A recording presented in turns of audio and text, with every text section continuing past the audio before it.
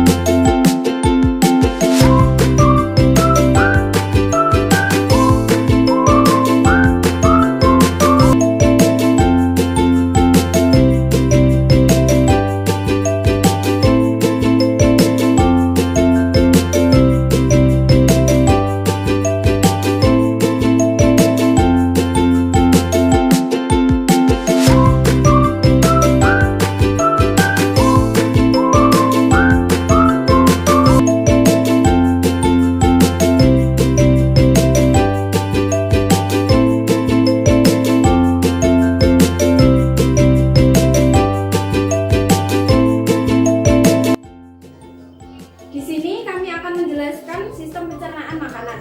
Jadi, sistem pencernaan makanan adalah kumpulan organ dan juga struktur yang bekerja bersama untuk memproses makanan, menyerap nutrisi, serta mengeluarkan zat sisa dari tubuh.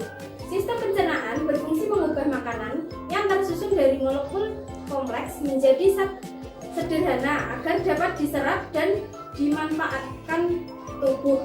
Proses ini dibantu oleh enzim yang bekerja dalam kondisi asam maupun basa.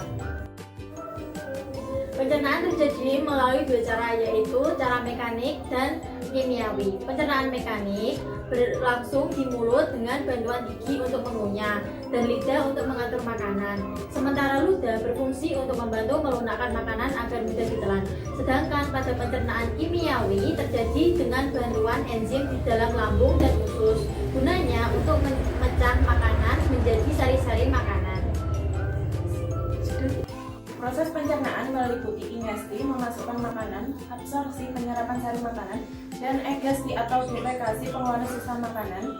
Alat pencernaan terdiri dari mulut, kerongkongan, lambung, usus halus, usus besar, rektum, dan anus, serta dibantu organ lain seperti hati, empedu, dan pankreas. Selanjutnya ada sistem proses pencernaan.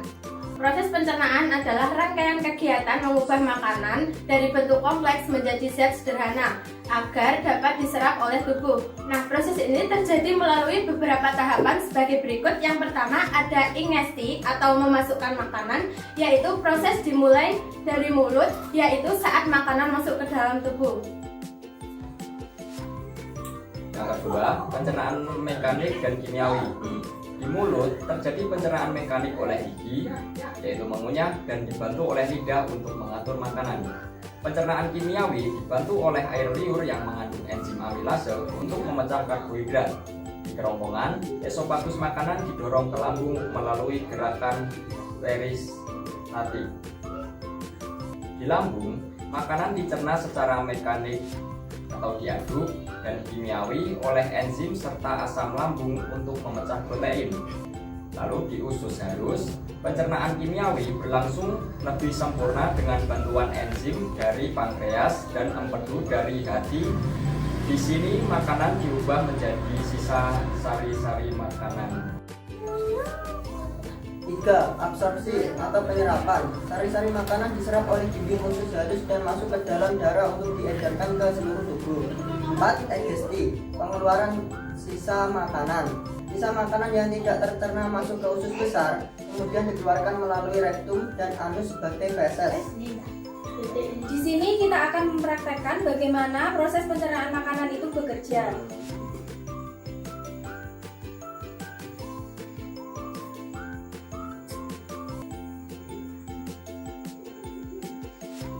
Dari alat peraga yang telah kami perlihatkan ini, dapat kami sampaikan bahwa pencernaan dimulai dari mulut, lalu turun ke kerongkongan, dan akhirnya menuju lambung.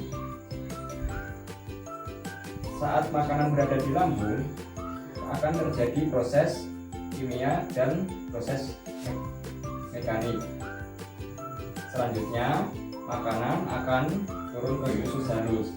Namun sebelum turun ke usus halus, makanan akan dibantu oleh pankreas dan hati untuk menghasilkan enzim untuk memecah protein, karbohidrat, dan lemak.